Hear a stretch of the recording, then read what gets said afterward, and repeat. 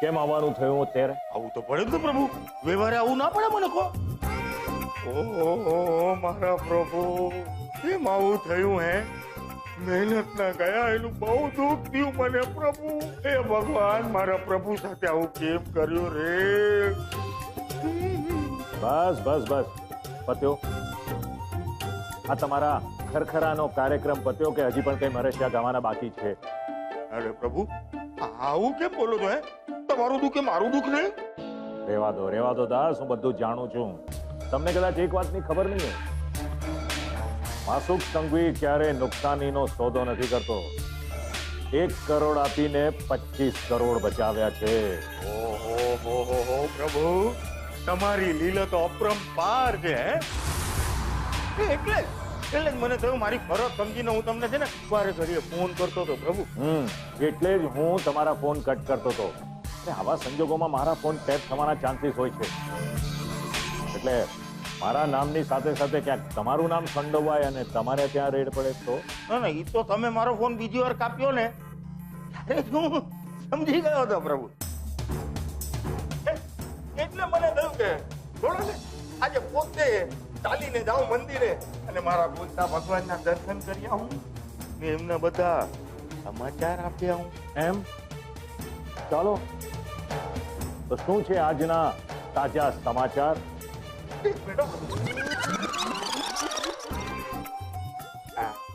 મારો રિમોટ. નમસ્કાર. આજના મુખ્ય સમાચાર છે કે કાલે માસુક સંઘવીને ત્યાં ઇન્કમ ટેક્સની ધાડ પડી હતી ને એમની સાથે એમના ચા વાળા વિવાઈને ત્યાં પણ ધાડ પડી હોવાના સમાચાર આવ્યા છે ને એમની દુકાનને પણ સીલ કરવામાં આવી છે. નહીં દાસ, મને આ સમાચારમાં કઈ બહુ દમ નથી લાગતો. મને લાગે છે કે હું ચેનલ બદલી નાખું કે પછી ટીવી જ બંધ કરી દઉં. અરે પ્રભુ, એવું કેમ કરો છો? હવે જે સમાચાર સંભળાવીશ ને એ સાંભળીને તમે ખુશ થઈ જશો. જોજો. મારો રિમોટ પાછું. બીજા સમાચારમાં એવું છે કે ધાડ પડ્યાની પહેલા માસુક સંઘવીના ઘરે જાગરણનો કાર્યક્રમ રાખવામાં આવ્યો હતો ને એ કાર્યક્રમમાં કિંજલ ભટ્ટ અને ઉત્કર્ષ શાહની વચ્ચે તણખા ઝર્યાના અમારા વિશ્વસનીય સૂત્રોએ સમાચાર આપ્યા છે.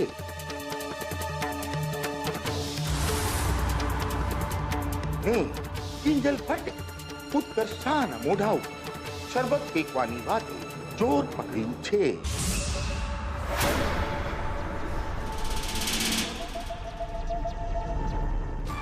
આની સાથે આજના મુખ્ય સમાચાર સમાપ્ત થયા છે. ऐसे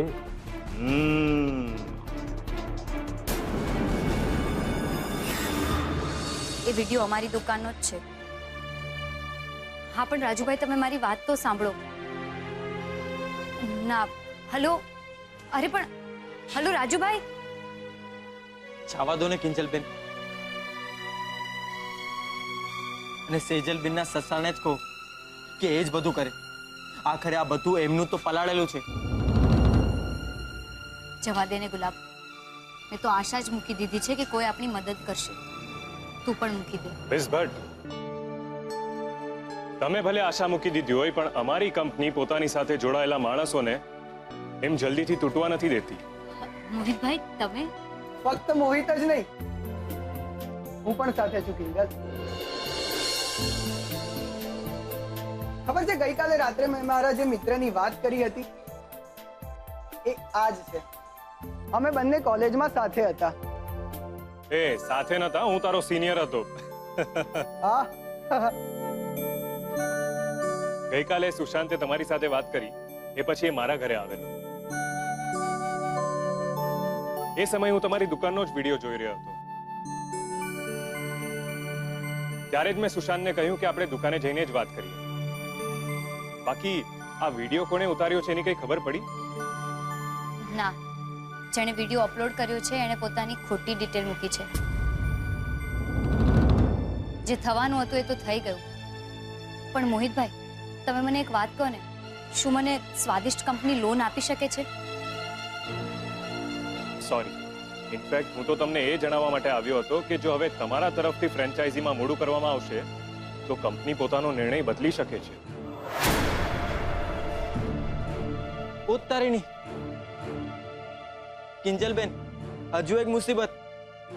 મને તો કઈ નથી સમજાતું. હજી તો ઓલા વીસી વાળાને 3 લાખ દેવાના ઠેકાણા નથી, તો આ કંપનીનો હિસાબ ક્યારે પતાવીશું? આને કઈ મદદ કરવા આવ્યા કહેવાય? આને તો કહેવાય દાજિયા પર ડામ આપવા આવ્યા. તું શાંતિ રાખ ગુલાબ, બધું થઈ જશે.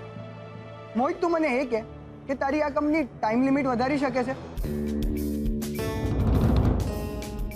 પ્લીઝ. થઈ જશે, પણ લોન નહીં અપાવી શકું. વાંધો નહીં. કિંજલ કોઈ પણ બેંકમાંથી પર્સનલ લોન માટે એપ્લિકેશન તો કરી જ શકે ને?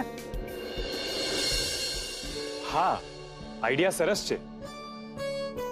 અને એમાં કિંજલ, તમે કંપની સાથે કરેલા કોન્ટ્રાક્ટના પેપર્સ બેંકમાં ગેરંટી તરીકે જમા પણ કરાવી શકો છો. એમાં કોઈ જ વાંધો નહીં આવે.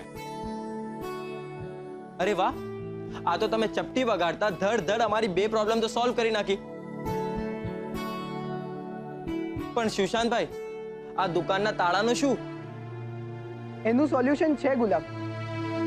દુકાનમાં ચા બનાવવાની મનાઈ છે ને, દુકાનની બહાર તો બનાવી શકે છે ને. એટલે કે સાહેબની જેમ. કિંજલબેન, યાદ આવ્યું દુકાનની 25મા વર્ષની ઉજવણી વખતે સાહેબે શું કહ્યું હતું? બહુ સાચું કહું, મજબૂરીમાં ઘર ચલાવવા માટે આ કિસ્સો શરૂ કરવો પડ્યો. બાપુજી અચાનક વિદાય લીધી. બા સાવ પડી ભાગ્યા હતા. ને રાઘવ સાવ આવડો હતો. મારી પાસે નહોતું પૂરતું ભણતર કે નહોતા પૂરતા પૈસા. શું કરું?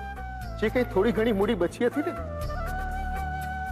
એમાંથી એક પ્રાઇમસ, એક કેટલી, 2-4 નાના ગ્લાસ અને એક સાયકલ ખરીદી.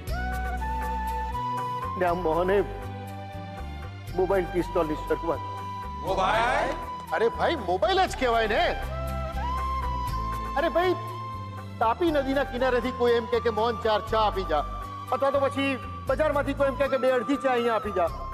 જેવી જેની બૂમ પડે કે આપણે તરત ગરમા ગરમ ચાની કીટલી લઈ સાયકલ લઈને સીધા પહોંચી જઈએ ત્યાં.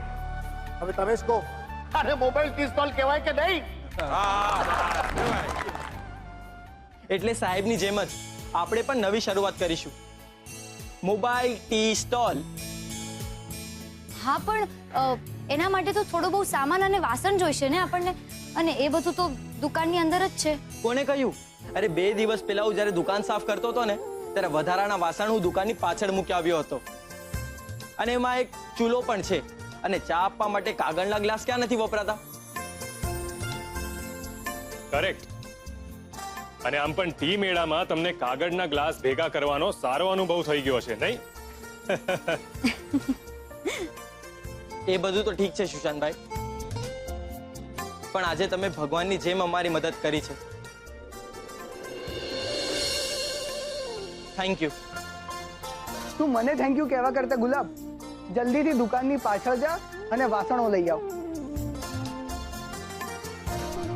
ખબર છે ને તારે બહુ કામ કરવાનું છે.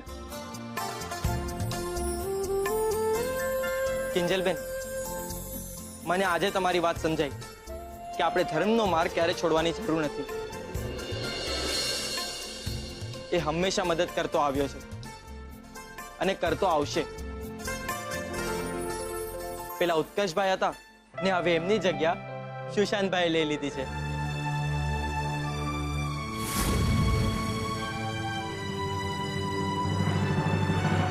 આટલી મોટી વાત થઈ ગઈ અને છોકરાઓએ મળીને મારાથી આ વાત છુપાવી. તે દિવસે વાળીને પૂછ્યું હતું કે જાગરણમાં બધું બરાબર હતું ને? ઉત્કર્ષ અને કિંજલ ઓકે હતા ને? તેજલ કે રૂપેશ, બેમાંથી કોઈ કઈ ન બોલ્યું કે આટલો મોટો કાંડ થઈ ગયો છે. હવે મને સમજાય છે એ દિવસે ઉત્કર્ષનું મોઢું કેમ ઉતરેલું હતું અને કિંજલ પણ મને મળ્યા વગર, પારણા કર્યા વગર ઘરની બહાર વહેલી સવારે કેમ નીકળી ગઈ. તું પ્રભુ પોકાઈ ગયા ને વોટ? એટલે શોક ખાઈ ગયા ને આ સમાચાર સાંભળીને. મને હતું જ આ વાત તમને કોઈએ નહીં કરી હોય